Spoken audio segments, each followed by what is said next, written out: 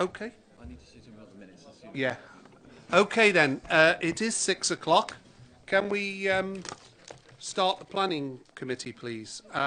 Just to let you, the public know, sitting on my right is the senior lawyer for the council, Marcus Goldsworthy, who's head of regeneration, and Ian Robertson, who is a principal planner in the planning department. And of course, we're joined by 21 councillors, except those who are going to apologise shortly. But before we do start, I need to remind everyone present that this meeting is being recorded and broadcast live via the internet, and the record of this recording is archived for future viewing. So that's for the public to note. Right, moving swiftly on. Can we have those apologies for absence? I know Councillor Margaret Wilkinson won't be joining us. Any others, Jeff? Sorry, Chris Franks? Councillor Hodges, Chairman. And Councillor Hodges. Okay. Have we got any more? No? It's pretty full, isn't it? Thanks for that. Now, subject to something that Jeff Rees, our principal in the Democratic Services Department, is going to announce to you, I'm going to ask to move the minutes. Yes, Chairman. It's only to note the deletion from the list of public speakers as published in the minutes of the 1st of October, the last meeting. The deletion of Messrs John Sinclair, Coxon, Mrs Thomas and Mr Jenkinson, all of which withdrew their right to speak prior to the meeting taking place at the last meeting. Thank you. Okay, subject to those changes. Moved by Jonathan Birds, seconded by Councillor Bob Penrose. All in favour? Aye, thank you. To receive declarations of interest under the Council's Code of Conduct. Is it the normal people? Andrew Parker? Nothing? Gosh. Oh, Jonathan. Yes, I have a planning application in reference principle, so I will leave the room. It's 2015 00725. Lovely. Any others? No? Thank you. Right, we're on to agenda item 4. This is a reference, and I think that we've had a supplementary information in relation to agenda item 4, but I'll hand it over to Marcus Goldsworthy. Thank you, Chair. Yes, this is just for information purposes, reference from Cabinet. It is a Welsh Government consultation on proposals relating to the composition of proposed strategic planning panels. These were proposed and introduced by the Planning Act 2015. The consultation is over the makeup of the strategic planning panels. These are the panels which Welsh Government intends will sit to consider the level of plan to be produced above the local development plan level, which has been introduced by the new Planning Act. The key part of it is that 40% of the panel is to be, at least 40% is to be women. And we are commenting on that as a council to advising that we don't feel that would be a problem for the Vale of Glamorgan Council. So the comments are here. There are a number of other issues raised, but the actual issues of strategic development plans and the panels around those can't really be considered because that was the subject of consideration as part of the Act. So it's just the composition of the panels which will consider the strategic development plans.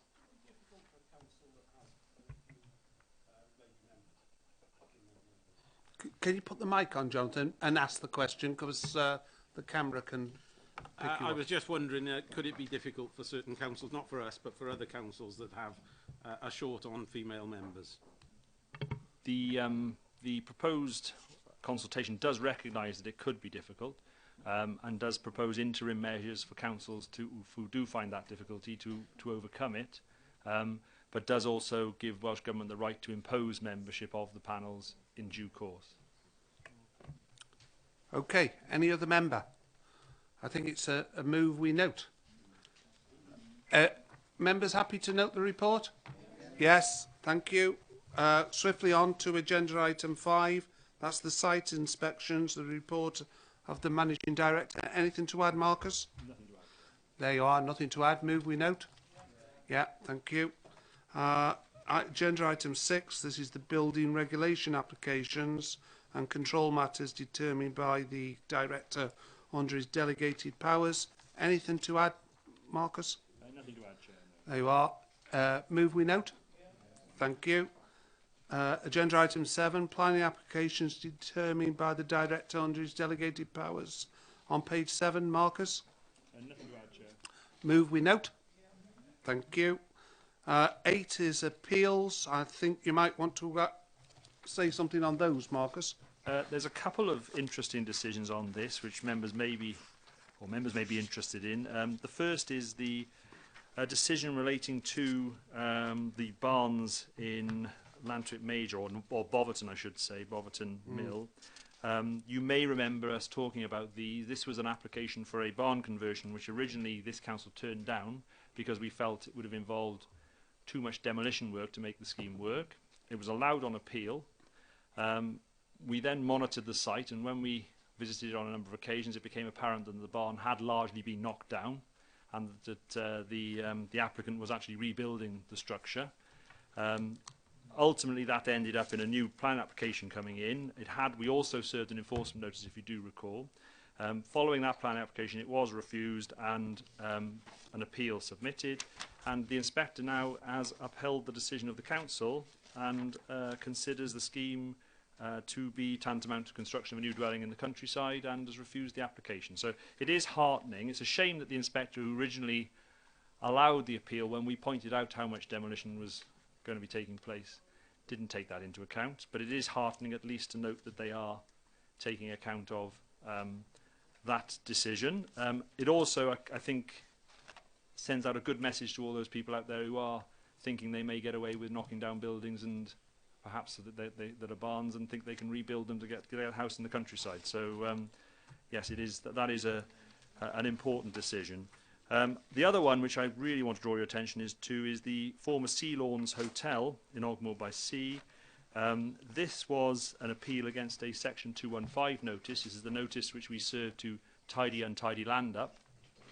Members also will recall this is a long and protracted history where the applicant or the owner demolished the property without any consent, or without the required consent, and then proceeded to leave all the demolition waste on the site, leaving it in a terrible state in the Heritage Coast. Obviously, we have now taken action. He appealed that action. He lost his appeal, and we were awarded as a council £6,000 costs on the back of it. So that is another very good decision supporting the views of this council and this committee. Okay. Any member? Happy we move to note? Thank you for drawing our attention to that, Marcus. You didn't mention about the similar application that the planning inspector gave for the barns down in Cowbridge when we told him that the barns would face demolition, and he allowed it on appeal? Lammahangle. That's the one. Yes, that is obviously, that will be another one that the owner will have to take a very close notice of, because obviously we will be monitoring, and if they can't do it without complying with the consent, they will obviously have to take an account of this decision, which will support the council's view. Okay, noting that. Shall we move on to agenda item 9, which is trees? Anything to add to that, Marcus? No, Chair, nothing to add. Okay, and the delegated list on page 26, Marcus? No, nothing to add, Chair. No, thank you. So we're on to agenda item 10, which is the planning applications which are before us tonight. And the first one is on page 27. This is land adjoining Greenway Farm in Bombleston. Marcus? Thank you, Chair. Yes, this is for a new farm complex. Basically, as you come out of Bombleston heading towards Cowbridge, it involves the construction of 2 new large agricultural buildings, a new yard area, 2 silage bunkers, and a manure store located next to it, along with a new track off the A48 to access all the buildings. It is a large development, but it is supported by an agricultural agent who has prepared the necessary information to justify the proposal. It does relate to an existing farmer who is intending to move their existing operations, so your officers are recommending approval. Okay. Any member? Anybody want to move some? Jonathan? Knowing the farm, I would encourage this development. Glad to see it's come to committee with a recommendation for approval. There are very few young farmers coming into the business, and this young man is working very hard to get his business going, and he is very successful. So I would like to move approval or officer's recommendation, and would hope somebody would second me. Yeah, I'd support that thoroughly. As Jonathan says, a young farmer with a very nice herd of Charolais cows. I fully applaud his efforts and second the motion. Okay, moved and second. Everybody happy? Yeah. Okay. Anybody against? No? No abstentions? Lovely. Thank you very much for that. Moving on then, Jonathan. Yeah, I'm out.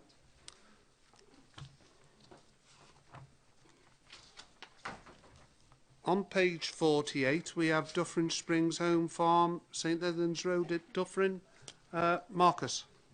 Thank you, Chair. Yes, this relates to the construction of a new access track, basically just to the south of Home Farm Dufferin.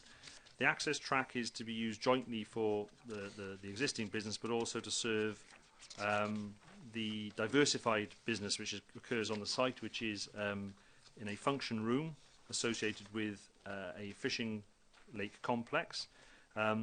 The application is for the track and also for the removal of a condition which restricted the functions to the wedding functions at the fish building to being ancillary. They are still considered by us to remain relatively ancillary, but just for clarity, we have removed that condition, or it is recommended that condition is removed. This is an application for a track to enable visitors to the fishery and visitors to attending weddings to access the facilities without having to go through the farmyard itself. It is a relatively short length of track, albeit that the track itself is obviously in a special landscape area. The way the track has been designed is that it will be seeded after hardcore has been laid, so it will assimilate into the landscape very quickly. It is also worth noting we have had a late representation from our highways colleagues requesting or raising some concerns about the proposed bridging of a small brook at the front of the site where the track has to cross to get into the field, and also about the junctions into the site. But those details are covered by conditions attached to the consent, or to the proposed consent. So there is no reason why it can't be recommended to you. Okay. Councillor Jeff James. Move officer's recommendations, Chairman. Okay. Any other member? Seconded by who put their hand up? Okay then. Audrey Preston, thank you for that, Councillor Audrey Preston. Any other member?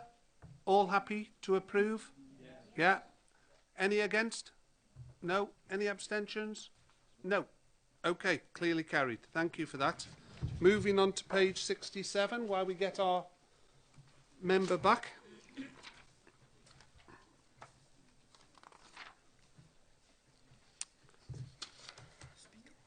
Yeah.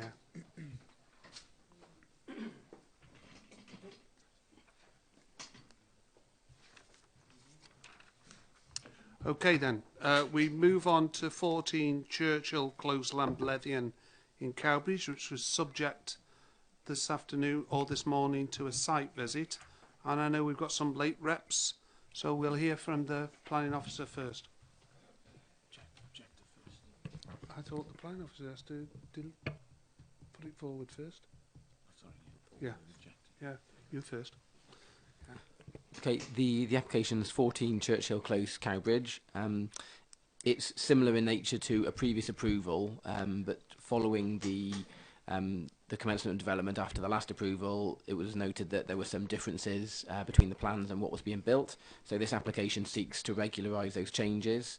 Those changes are summarised as the ridge height of the existing house being increased by 0.5 metre, the approved garage being constructed in a different location, albeit shorter in length and height, the proposed bedroom extension being 1.2 metres deeper and 2 metres wider.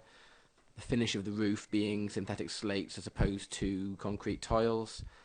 Existing crossover from the highway being extended, and the open-sided porch structure on the rear being just over a metre longer and 0.5 metres wider than approved. So we had a site visit this morning, and some members went into the site and also the neighbour's property. The key issue probably from our perspective is the impact of the open porch structure to the rear, which has a raised patio. It's, as noted, it's bigger than the previous one, and officers are of the view that the depth of it is now such that it does overlook neighbouring properties to an unacceptable degree. Hence the condition at the rear of the report recommending that the consent shall only relate to the structure other than the final 1.2 metres, which is shaded on a plan. The recommendation also includes enforcement action to seek the removal of the additional bit of the structure that wasn't approved last time. Can I also just very quickly add, there are late representations on the application, just so that members note that, from a neighbour welcoming the site visit and raising concerns with regard to the development. Lovely, thanks for that. We do have an objector against the application, and that's Mrs. Jane Hayden. And if I could ask her to take one of the seats, and you're entitled to speak for 3 minutes. And when you turn your button on, sorry. No, because there has to be somebody to speak. Yeah, 3 minutes. Yeah. No, because if there's an objector, she would get 6 minutes, but because there's no objector, it's only 3. She is the objector. Oh, sorry. Yeah, nobody speaking for the application. Yeah, for the application. Yeah. So it is 3 minutes, and you can start when you want, and we'll start the clock. Okay, thank you Thank very you. much, Mr. Chairman. As you say, I'm Jane Hayden. I'm a neighbour, and I've lived there since 1972. I objected to the original 2014 application, which overlooks my property, and pointed out then the sketchy nature of the submitted plans. I'm a former mayor of Cowbridge and chairman of their planning committee for several years. I became involved here as a former elected councillor to try to help the mostly elderly neighbours who felt intimidated and whose lives have been badly affected by what has gone on here on their doorsteps over the last year. They have no experience of the process involved, and we were all repeatedly frustrated in our efforts to draw attention to what was going on, even at one stage offering to pay for a taxi for an officer to visit the site to see it for themselves. As soon as it was apparent that the roof height was increasing, I emailed photographs to Development Control in the hope that the work would be stopped before it was too late. Sadly, I find the planning report somewhat one-sided with several discrepancies and omissions. The garage is closer to the highway and therefore has more impact because it's higher up the hill, and that isn't detailed in the report, merely the plus in that the garage might be slightly smaller. I don't believe the crossover will allow for 2 off-road parking spaces, particularly if the garage is used to park a car, which is rarely the case these days. If 2 cars are parked, it would be impossible to reverse out of the garage, and the applicant himself has highlighted in a letter to us that the access to the plot is very difficult and the close is narrow with no pavements. Councillors who kindly visited the site this morning will have seen that the open porch is in fact highly visible from around the area, as opposed to what the report says. Page 73 of the report states that the works have been finished in materials to match, when the approval was given for matching roof materials, i.e. concrete tiles, and in fact is finished in slate, completely at odds with its neighbours. The report contains no pictures from the property most directly affected, number 18, only from the site in question. There's no picture of the huge porch, and I do have some available, but apparently not allowed to show them around. Why were they not included? Because in fact it is quite a shocking view, as I think the councillors who were there this morning will have noticed. The notes on page 75 were appended to the original approval in 2014 and were absolutely, completely ignored. I wonder whether the local planning authority was consulted at all during the building work, and prior to the work which didn't have approval, particularly regarding the major changes before they took place. If you are minded to allow most of what has been built without approval, which seems to be the advice, apart from the open-sided porch and a pragmatic approach is to be taken, we request that the size of the porch is reduced by the full amount that it was increased by, i.e. back to the approved 2014 dimensions, and more specifically including a reduction in the roof area. I think there are still too many unanswered questions here, and we'd really appeal to you to refer this back for detailed clarification.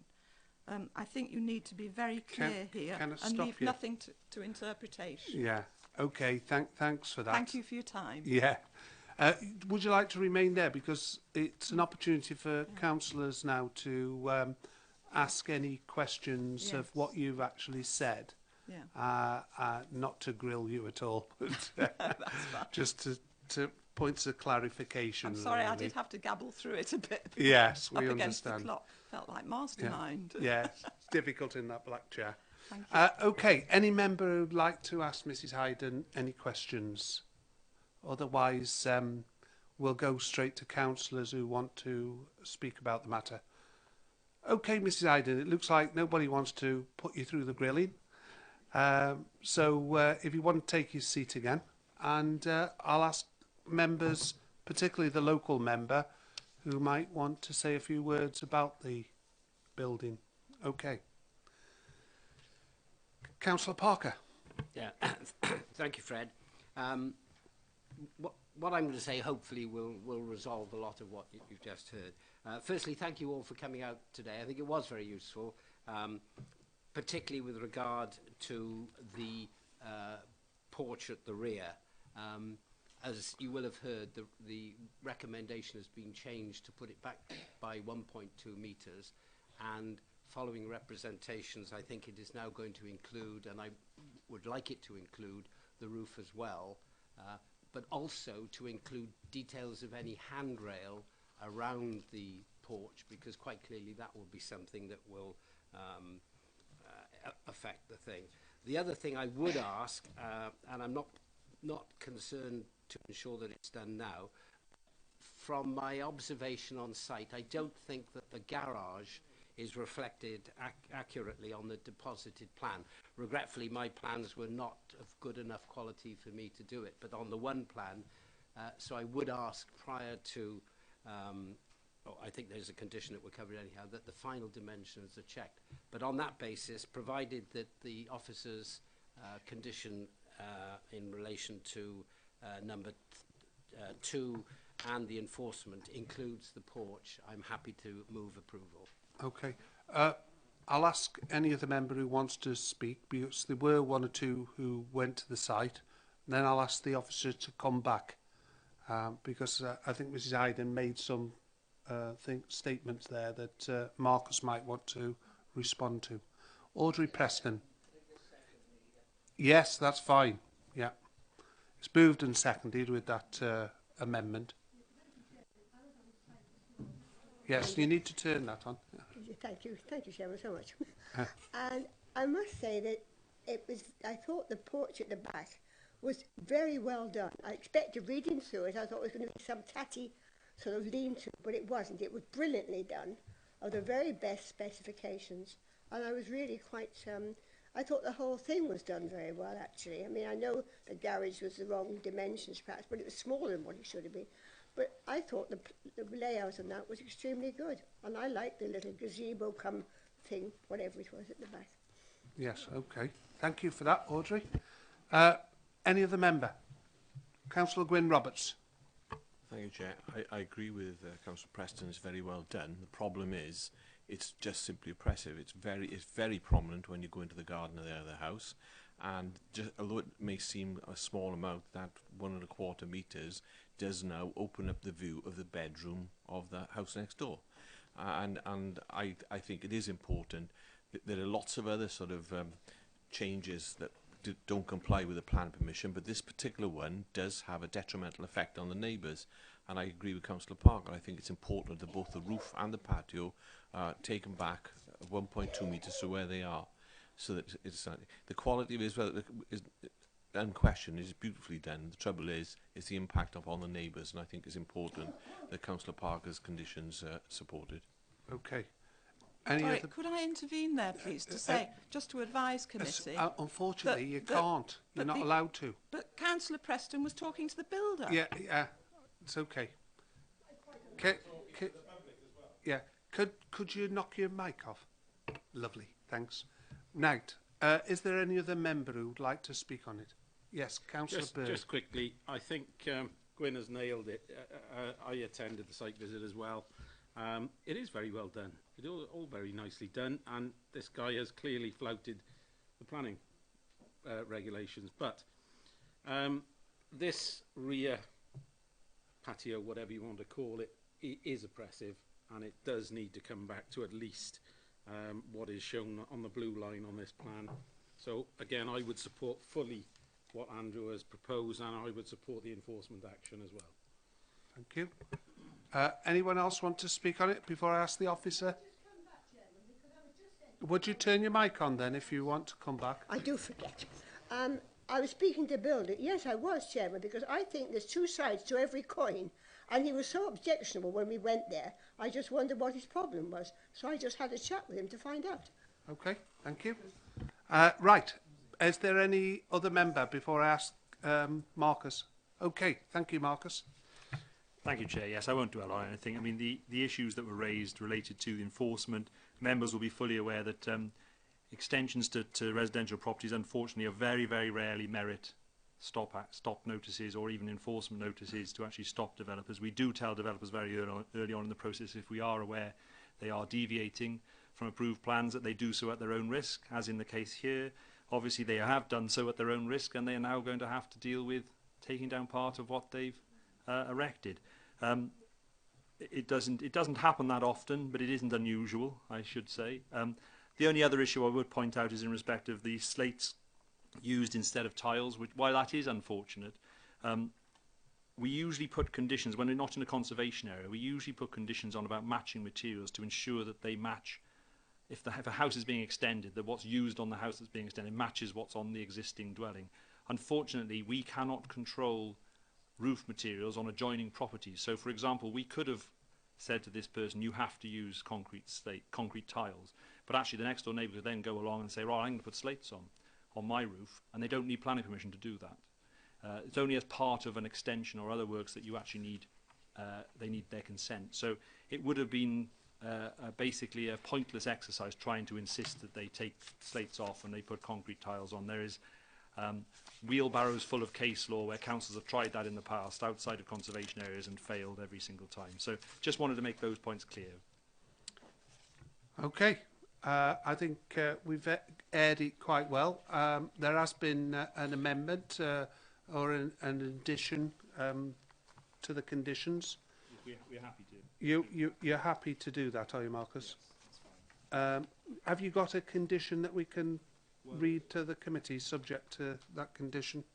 The only addition is that we just refer to and the removal of the corresponding section of roof of the structure that is directly above the area of patio that is shaded blue on the plan. So that's the only insertion. So it refers to the roof above the area. So subject to that and the enforcement action, that the head of legal services be authorised to serve an enforcement notice under section 172 of the Town and Country Planning Act as amended.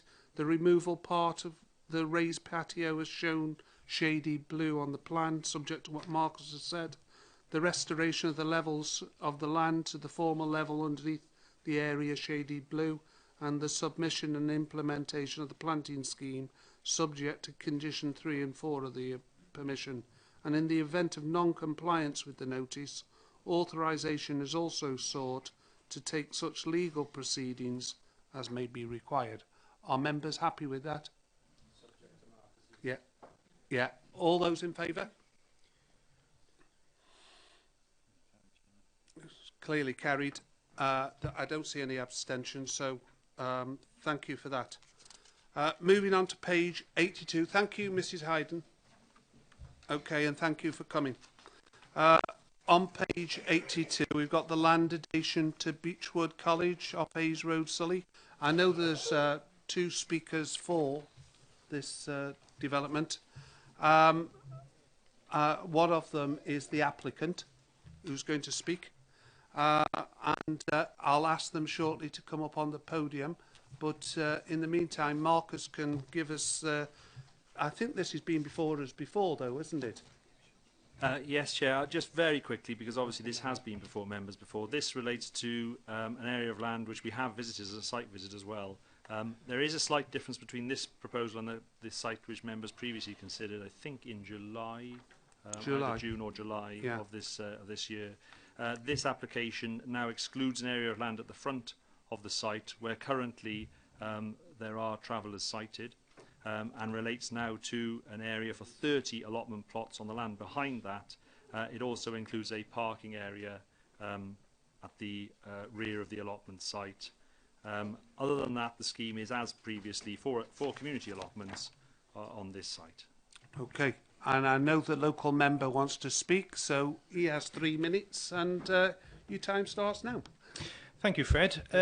Well, I think I'm right in saying that most of the councillors here were present at the last meeting and have obviously heard much of what I had to say before. The situation here, of course, is that, as has already been explained, there is no provision whatsoever for allotments in Sully. It is the statutory duty of the Community Council to provide these, and I would also say the Vale also. The action to develop this site as allotments started, and applications started many, many years ago, and it was quite significant that so many councillors expressed their amazement. They weren't aware of this. It started well before the LDP. You will recall that the last hearing descended in possibly the most disgraceful hearing that I've ever witnessed since being on this council, that basically came down to one side arguing for a gypsy travelling site and the others arguing for allotment. I repeat what I said then. You're here to hear this in isolation as whether this ground is suitable for allotment, not if it's suitable for something else. If permission is granted here, that doesn't mean the allotment will appear. That means that you've acknowledged that this site is suitable for allotment, and that is what you're supposed to be judging on.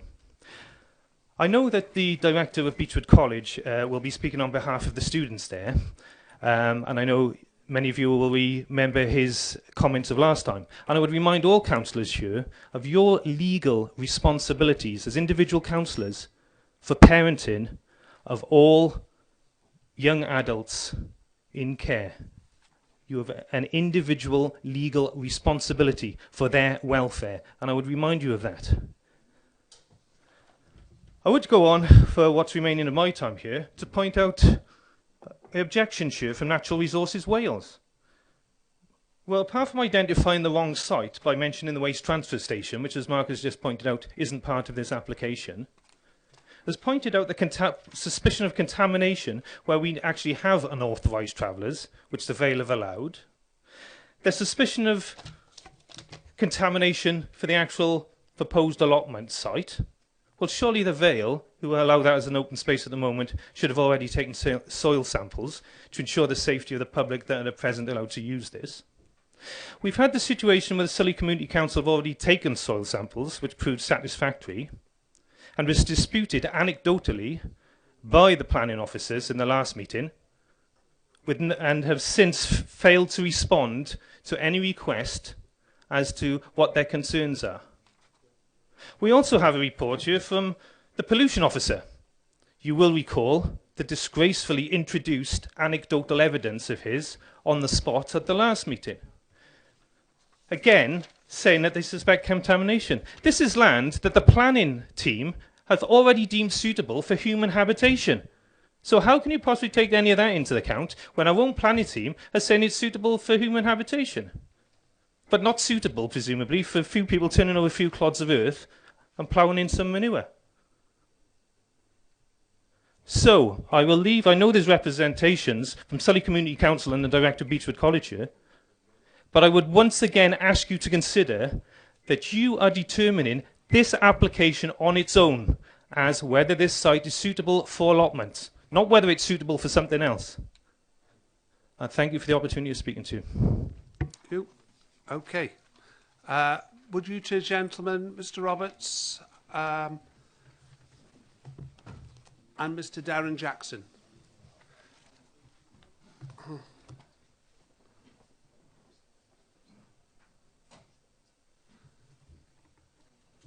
Have you decided who you'd like to go first? Yeah. Okay. Is it you, Mr. Roberts? Yes. Okay then. When you're ready. Good evening, ladies and gentlemen. David Roberts, Clerk at Sully and Lavernock Community Council. Members of this committee will already be aware that a previous application for allotments on this site was refused earlier this year on the grounds that the site was considered premature, pending the adoption of the deposit LDP.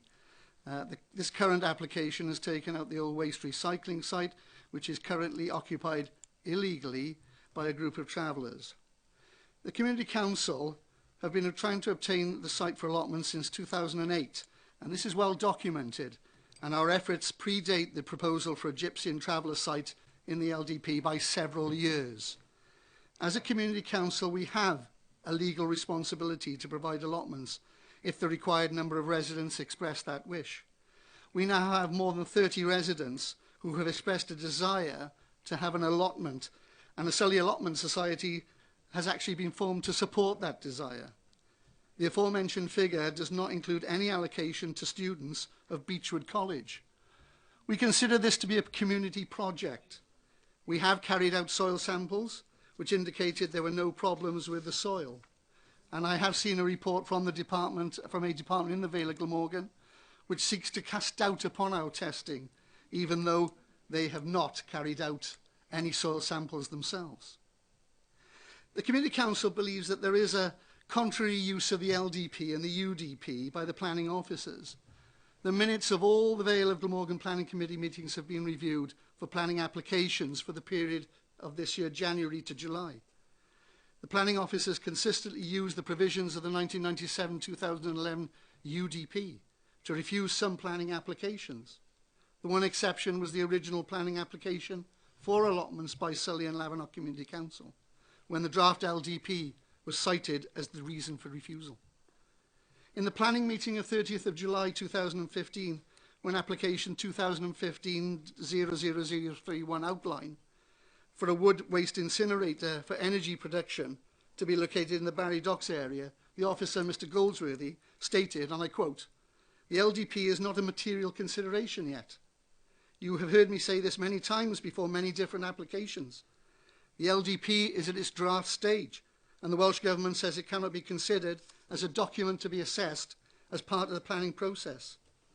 The recommendation of planning officers to refuse the allotment application based on a draft LDP while using the UDP for all other application refusals, and in another meeting tell councillors that the draft LDP cannot be used as part of the planning process, cannot be considered as sound, and a proper application of the Welsh Government decision regarding the use and applications of planning procedures. Finally, ladies and gentlemen, I would implore you to support this application. You will be affecting the lives of many, many people, not just this generation, but generations to come, particularly in relation to the students at Beechwood College. Okay. Thank you for that. I suppose now, if we take Mr. Jackson, and then we can ask questions from the floor. Thanks, Mr. Jackson. Hi, good evening all. I won't spend too long introducing myself, but as the chair said there, my name is Darren Jackson. I am the Director of Education for Beechwood College and continue to be incredibly proud of the service that we developed back in 2004. First of its kind in Wales, one of only half a dozen services across the UK. As I said, without actually wanting to repeat what I said in my previous presentation here, I speak very much on behalf of the staff team and more importantly the students, the residents of Beechwood College. We actually have 64 residents at the college, 64 members of the Sully community who have a right to be able to access community services. We actually selected the site for Beechwood College many years ago because of its remoteness but access to the local community. And I'm absolutely delighted from the previous meeting, some of the comments that were fed back to the college on how our students play an active role within the community. Because our students actually come to us from right across the UK. We have students from Sheffield, we have students from the Isle of Wight, but 72% of our students come from within South Wales. 72% of young people with complex needs who struggle to be supported within conventional mainstream settings or special school settings. For those 64 students, we employ 250 staff. So we are a significant employer within the Vale of Glamorgan, and we continue to want to develop the service and provide opportunities for both staff and students to play an active role within the community. What was interesting for me, I think, in the previous meeting, and previous speaker here has mentioned it, is that we seem to divert away from the actual application this year for a planning and the benefits for our students and the wider community, and we focused heavily on the UDP, the LDP, and how it could impact on the travellers. I'm not going to sit here for 1 minute and suggest that I have any issues with the traveller site. I don't. They have caused no problem whatsoever to my staff, my students, or the running of my service. However, what I will say is that by having the community facilities available to our students, we will have a dedicated, risk-managed environment where we can promote lifelong learning for our students within their community.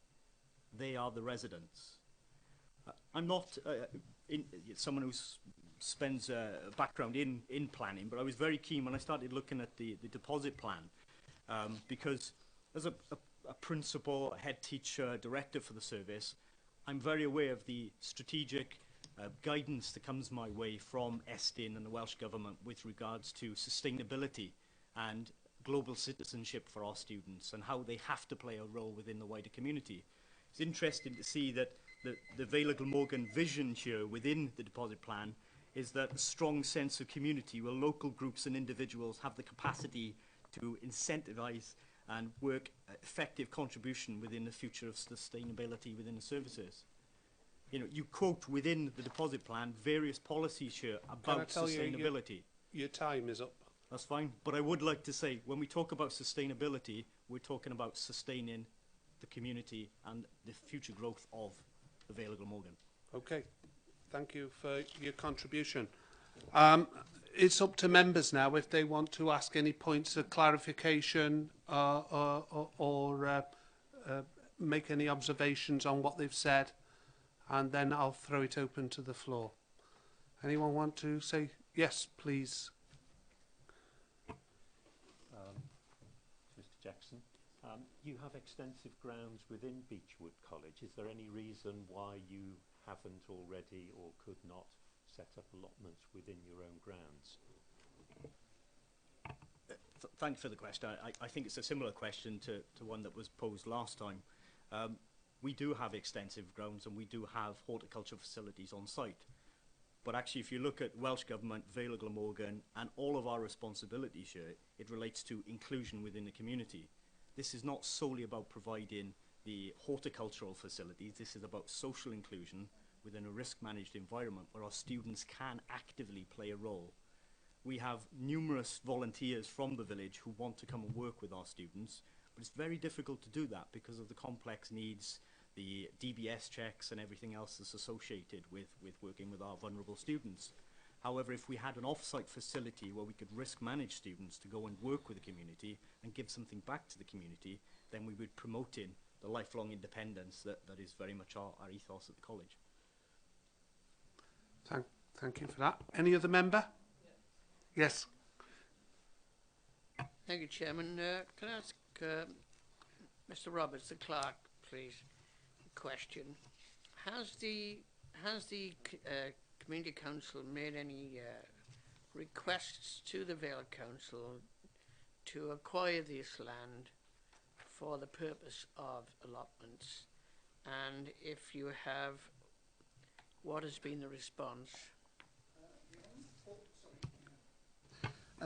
Not formally made a request. We were asked by Mr. Miles Punter to submit a business plan, which we did some time ago.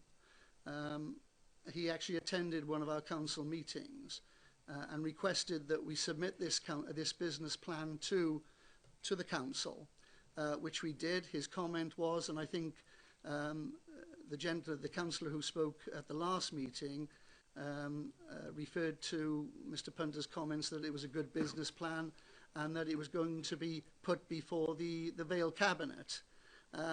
He also promised that they would undertake soil samples.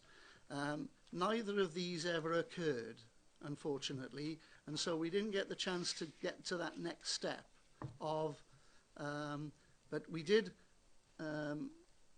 ask about land available, and we were advised that this was available and owned by the Vale of Glamorgan Council, and that at that time there was a definite will for that to proceed.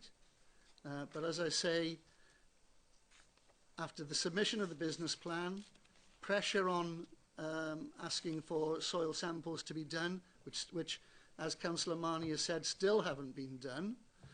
We did our own. We had them tested by a reputable firm in Cardiff, Minton Treharne and Davis, who came back with a positive report saying that there was no reason why they shouldn't. Okay. Okay. We did talk about as well with Miles Punter about the possibility of granting a lease to us at a very peppercorn rent. Okay. Okay, Councillor Parker. Yeah, I mean, dealing with the question of contamination, and obviously that would be the most important matter to be considered if you're going to use it for allotment. If it was approved, you would, I'm sure, be happy to accept a very detailed condition to discharge whatever obligations you might have to ensure that the ground was safe for growing vegetables, etc. If I recall correctly, and I haven't got all my files on this matter are quite voluminous, but there is a letter to Miles Punter saying that we will take over any responsibility. Okay. Councillor Bob Penrose. Thank you, Chair.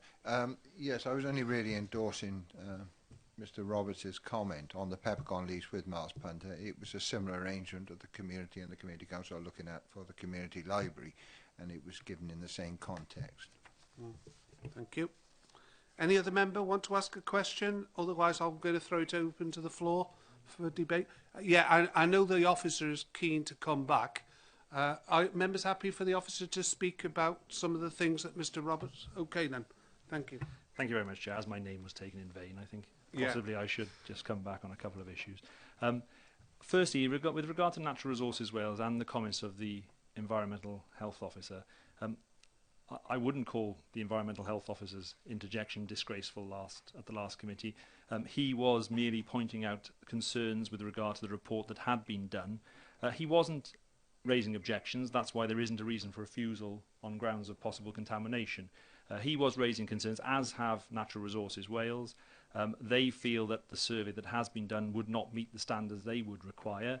Therefore, if it were to be granted, there would have to be, as Councillor Parker has pointed out, a very stringent condition dealing with proper sampling and obviously remediation if necessary if there was a problem found. So that is a relatively standard type of condition and a relatively standard response. I'm at a loss why Councillor Marnie mentioned why he's demanded to know why the planning officer has required it. It is required because our consultees have asked for it. So that is a fairly standard practice.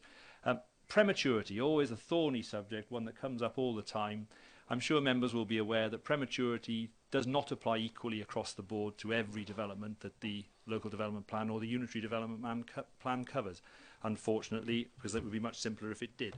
But I would draw your attention to page 86 of the report, which deals with Planning Policy Wales and points out what prematurity is and when prematurity does come into play with regard to the local development plan.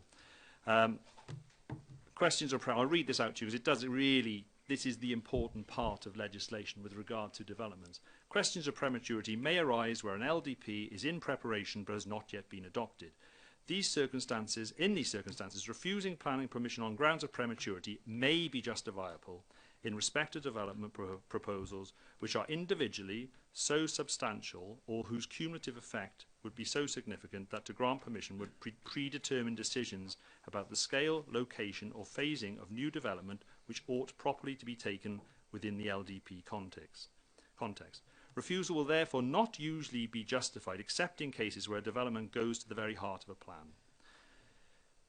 This requires careful judgment. So I think what I have to say, and it's exactly the same discussion we had last time, in this particular case, obviously the LD, as members are all aware, the LDP does allocate this site as a Gypsy and Traveller site. This is the only site that is included within the LDP for this purpose. Therefore, on planning policy terms, we have to seek to protect it. It would be premature to make the decision without taking account of that policy. Members will also be aware that actually that's not the only application we've used that grounds. We use prematurity as a reason when considering the application for housing at Waycock Cross, which was a non-determination appeal. Prematurity was included in that. So in certain cases prematurity has been used, in other cases it hasn't, where it doesn't go to the heart of the matter. What I would say in this particular case obviously is we are now, when we considered this application previously, we were at a point where we didn't actually have a date for the hearing into the local development plan. We didn't have an inspector. The plan itself was with Welsh Government, but there was a draft plan with Welsh, which had been adopted by the council. We are now 2 months away from the hearing into the LDP. We're actually at a point where if this application were to be refused, it is extremely likely the local development plan would be considered before any appeal could be considered into this application's use. So I think it is very, very relevant that we have moved closer and closer to the adoption of the local development plan, or certainly to the hearing into the local development plan. That is the proper forum where the council's proposals for this site should be properly considered, and will be considered through a formal examination. To consider this application before that has happened is premature. Thank you. Councillor Bob Penrose. Thank you, Chair. As the other local elected member for Sully and Lavernock, and speaking on behalf of comments I've had from residents of Sully, I would like to highlight to members several points that I consider important and relevant to consideration of this planning application. Firstly, I agree with the inconsistency that's being shown by the Planning Office in this report, which is based on a prospective LDP, whereas all other recent planning applications in the area have been dealt with under the expired UDP, such cases as Avalon, Spinney Lodge, Vineyard Cottage and the Barry Generating Incinerator. The report refers to the application being premature or predetermined the LDP. We are informed by Welsh Government planning regulations that an LDP does not carry any weight, no matter at what stage it is, until it's formally approved and accepted by Welsh Government, which this LDP has not. On the question of the planning application being premature the LDP, this is not the case, for as I proved by late representations at the previous planning applications, there was dialogue and correspondence between the Community Council and the Vale of Glamorgan Council on the subject of allotments in Surrey dating back to 2008, well before the concept of the latest LDP in 2013, and again preceding the background papers, Gypsy Traveller Site Assessments dated 2011 and 2013. In fact, I personally had dialogue with the Director of Visible Services in 2012 on this subject, where he verbally approved the allocations allotments on Hayes Road site, subject to soil samples being satisfactory, which the Community Council obtained clearance, and the approval of his report to Cabinet, to which he did not foresee any problems again, prior to the 2013 LDP proposal. This planning application, however, should be considered on its merit for allotments and shouldn't be coloured at all by any consideration for the site being suitable for a permanent Gypsy Traveller site. To which I remind you there's been no planning application submitted, but if it were, the following reasons would be objections to approval. Firstly, part of the site is within the red safety zone or blast zone of the Dow chemical work, and as such planning permission could not be afforded to residential usage. The top part of the site towards the coast is subject to coastal flooding and erosion, and again, as such, is not suitable for residential usage.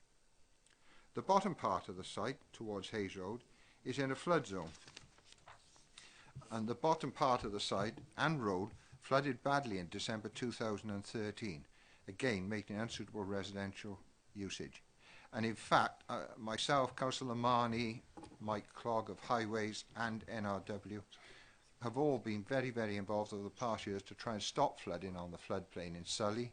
But on the plan that was issued by Natural Resources Wales, it shows that that area is going to be liable to flooding every 15 years. The road alongside the site is the emergency access road to the Vale of Glamorgan. Yeah, I'm going to have to stop you because I just want to ask you, what is this relevant to that application? You're talking about the road, and we should be talking about the site. Because I'm talking about the site, aren't I? The context of things on the site, because we are being told in the report that the actual, if you're a reason for refusal, is because of the possibility of Gypsy and Traveller site, and yet there has been no planning application for it. It doesn't even hold water on the reasons I'm giving as a Gypsy and Traveller site. But you're talking about the road and highways. I don't know whether you want to say... I'm talking about the site. The bottom part of this site flooded to a depth of nearly 3 foot in December 2013. We can substantiate that with photographs, and it can be endorsed by NRW, as can that it's in a floodplain. You're talking about the site of the allotments now? The site for either this site on Hayes Road. Yeah, well, can we just keep to the allotments, because the other part is not part of this application? Okay, I'll come on to the allotments. Yeah. Now let's turn to the benefits of the application for allotments. The residents of Sully have a waiting list for allotments through the Community Council and the Sully Allotment Association, but have no actual allocated allotment site. Hayes Road is the only available plot of land in Sully available for allotments, which has been agreed with the Vale of Glamorgan Council. There is no other alternative site for allotments. Under the 1908 Allotment Act, the Vale of Glamorgan has a legal obligation to afford allotments to local communities such as Sully, and as such a failure under this obligation. Beechwood College has been stated has a requirement for allotments for their students, which would have a therapeutic value by affording their student the pleasure of gardening whilst mixing with the local community. The site at present is designated as a public open space and would not be compromised, but in fact would be enhanced by the creation of community allotments. The Community Council have submitted their application to exclude the Old Council Refuse Recycling site so as not to displace the travellers that are illegally camped on that site, thus rendering them homeless. I would also refer to some of the late representations, namely correspondence for NRW and the Vale of Glamorgan Environmental Officer, relating to the possibility of contamination and water runoff on the site, which I feel sure could be made a condition if the planning application is approved. But also begs the question as to why the landowner, the Vale of Glamorgan Council, has not previously addressed the issues, especially as they've tolerated travellers illegally occupying part of the site for over 2 years, where there's a potential health risk to them that should have been investigated. The final representation on your late reps tonight was from a traveller who actually resides on the Hayes Road Surrey site, which highlights the access for emergency vehicles and the loss of public open space. Seems to endorse the feeling of existing travellers that they don't wish to see, obviously allotments, but also a permanent Gypsy travel site. In conclusion, I would ask committee members to seriously consider granting this application, and would point out that if they refuse, the Community Council are intent to take the refusal of both applications to Welsh Government on appeal, which they're likely to win, causing not only embarrassment to our authority, but also a risk of future financial penalty. Thank you. Marcus? Can you turn your light off, Bob, please? All I'd say is, obviously, I've answered all those questions, I believe, so I don't really have much more to add. In respect of the appeal, well, obviously that is very much a judgment call, but obviously our report says it is, we consider it to be premature, and we would stand by that. Okay. And yes. Thank you, Chairman. I'm caught between a rock and a hard place, really, because I can appreciate the frustration of Sully Community Council making overtures to the council in a fair and honourable way, expecting that those representations for the future use of land for allotments should have been considered, should have been reported to Cabinet for consideration, either approved or refused to grant a lease to Surrey Community Council. I can understand the frustration of Beechwood, because at every step of the process they have objected to the LDP current and intended use of this site because of the implications for their own operations and for the ability of the people with disabilities in every way having to be sat right next to what could be a site of difficulties and trouble. Who knows? But I can understand both those points of frustration, and I could see that the application is in a way an attempt, if you like, to get the council to consider this in a straight way. I think the trouble is that we're actually too far down the road, because we've had a major debate at planning over the LDP, and we had that big debate about, you know, the implications for Beechwood College, and actually, you know, I fought that and I lost. We've had the LDP discussed at the committee, a cabinet and a council, and the majority have agreed that LDP. So the LDP is going forward, whether we like it or whether we not. And I think that the application, even if it were to be approved, would not guarantee Sully the right to have allotments on this site. So I think it's with a heavy heart I have to say that whilst I sympathise with your application and what you're trying to do, in reality the LDP has set the seal. It is council policy now, you know, and I know that this is a particular policy I didn't vote for, but it has been approved by the majority, and therefore the officers are defending the members' decision to support this LDP. And I think that maybe your best course of action now would be to write formally to the leader of the council and ask that the cabinet consider this matter formally. I think getting planning permission, even if you got this tonight, wouldn't guarantee that, because quite clearly the council's policy is for this to be used for a different purpose. So with regret, I'm afraid I'm not going to be able to support this tonight. Any other member? Councillor John Drysdale. Thank you, Chair. We clearly are not discussing this site for allotments in isolation, as was suggested earlier by Councillor Marnie. Practically every piece of the conversation has been about the alternate use as a gypsy and traveller site, and I'd be the last person in the world to object to allotments provided they were suitably sited. I'd like to see a lot more of them. However, although the guidance says the designations of land use of the LDP carry no weight, to put the full stop there and say nothing more is being disingenuous. There is a however about evidence and other aspects of planning policy and guidance that we have to take account of. And as Marcus has said, there is only one designation in the LDP for land use for a gypsy and traveller site. If we take that away, that really does punch not a vast hole, but a very significant hole in the LDP, just at the point where it's going for examination by the inspector. And so it is perfectly valid to say, oh, sorry, we can't approve land use for allotments in this case because we have evidence of a need here, and this is a site that we are hoping to designate for a different land use. I don't know that there's any examples where we have land use designations on one site that differ. It's usually one land use only. So I'm afraid in this case the allotments shouldn't be approved. We do have to safeguard that intention within the LDP based on evidence and other planning policy and guidance about gypsy and traveller provision. And so the reason for the refusal would be, as last time, that it is premature in view of the impending LDP. Thank you. Councillor Parker.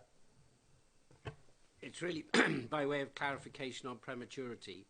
The little bit that, and I understand Marcus almost got to it, a refusal might be justified where a proposal would have a significant impact on an important settlement or on a substantial area with an identifiable character, but is rarely justifiable if a development proposed is likely to impact upon only a small area. Now, having visited the site, this is a relatively small area, and if it wasn't for the LDP and it wasn't for the gypsy site, I'm sure we'd all support putting allotments on there.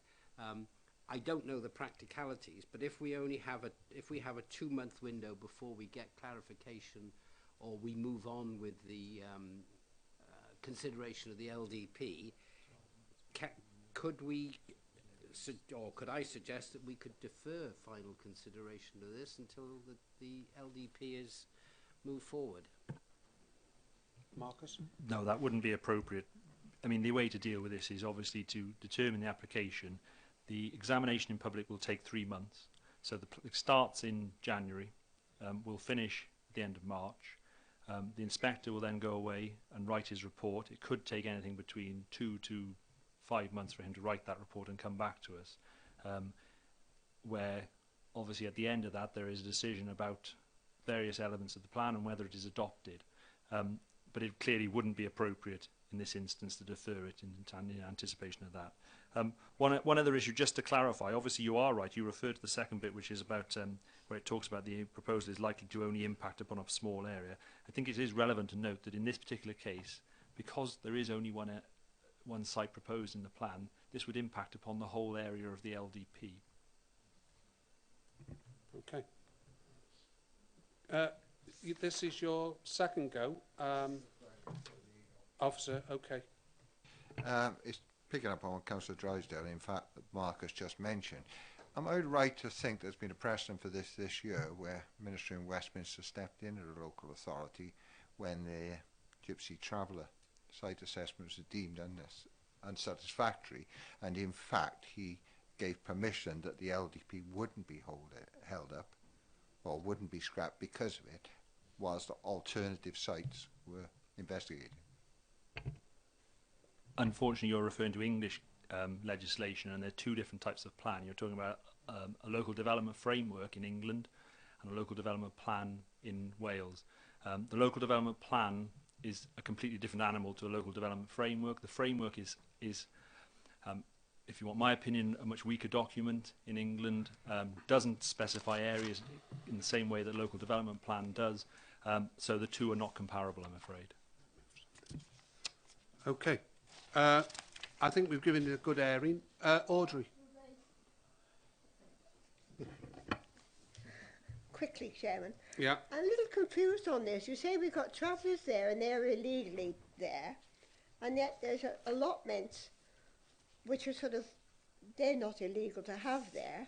I can't see why you have to take in so much consideration if somebody is illegally there. You know what I'm getting at? I mean, it's sort of... Marcus, do you want to answer that?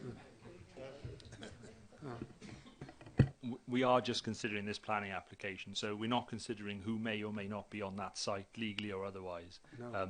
That's not relevant.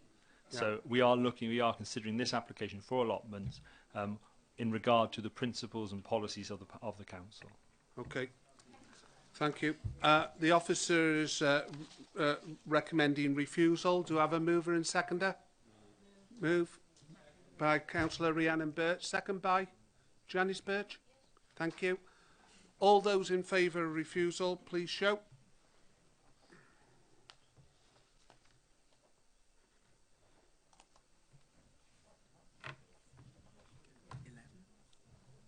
Okay. Those against? Councillor Penrose? Yeah, 2. And abstentions? 5. Okay, that's clearly carried. Can I thank everybody for their indulgence, and we'll see you at the next planning committee. That's a pleasure, Marcus. I'll charge you for the ink.